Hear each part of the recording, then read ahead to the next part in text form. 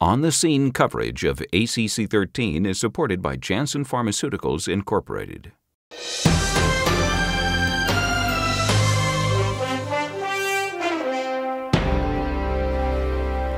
Well, hi, I'm Chris Cannon, here joined by Deepak Bhatt for On the Scene.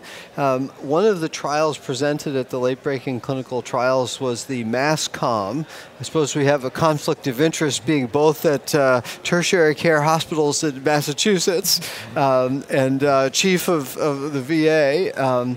But this was a study that looked at elective PCI, whether it could be safely done at hospitals without on-site surgery as compared with at a tertiary care center with on-site cardiac surgery.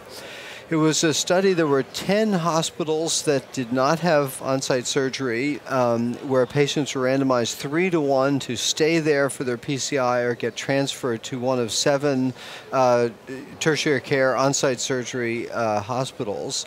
And it was about 3,800 patients randomized 3-to-1, and they found identical outcomes in terms of death, recurrent MI, repeat revascularization.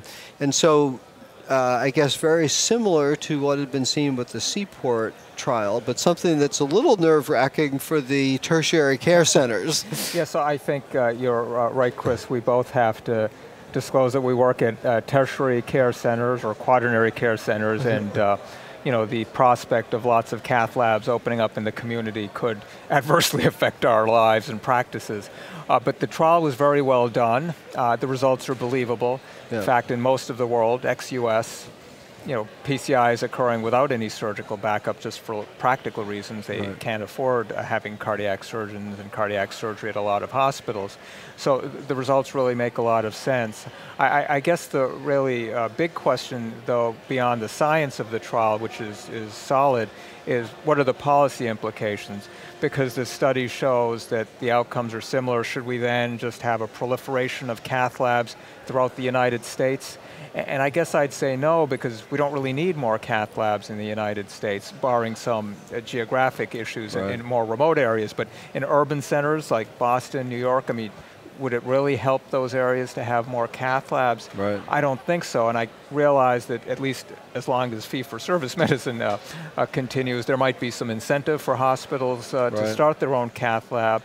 It could be more convenient for patients not having to drive in and find parking at a busy referral hospital. So there's some practical issues there, but does it really help the patient?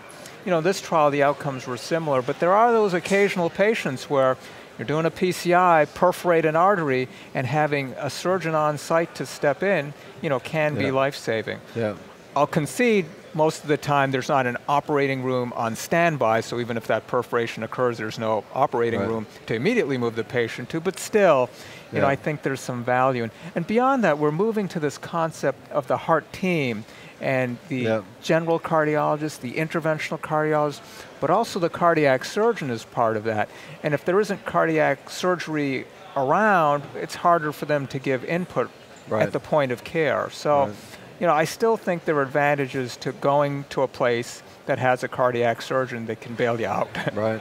That's a good point. I think to be emphasized that the program that they set up at these 10 community hospitals was very rigorous, that they had volume requirements. I think it was 300 cases in a year, and each interventionalist, and they had to be board certified, and they had to have a transfer thing in place. It was used, I think they said 7 patients needed emergency transfer and cabbage, and they all did well, but in part because it was such a well-done program. Right. So I suppose the just opening up a little cath lab is probably not the answer, but within the context of a true program, that this looks like a feasible option. Absolutely, but intervention's been under the gun lately for a variety of reasons. Questions of levels of appropriateness of procedures and so forth, and in that environment it's just hard for me to see how we can just inject a whole bunch of new cath labs there, Yeah, no, it's very well taken. Well, thank you very much for watching. I'm Chris Cannon and Deepak Bhatt for On the Scene.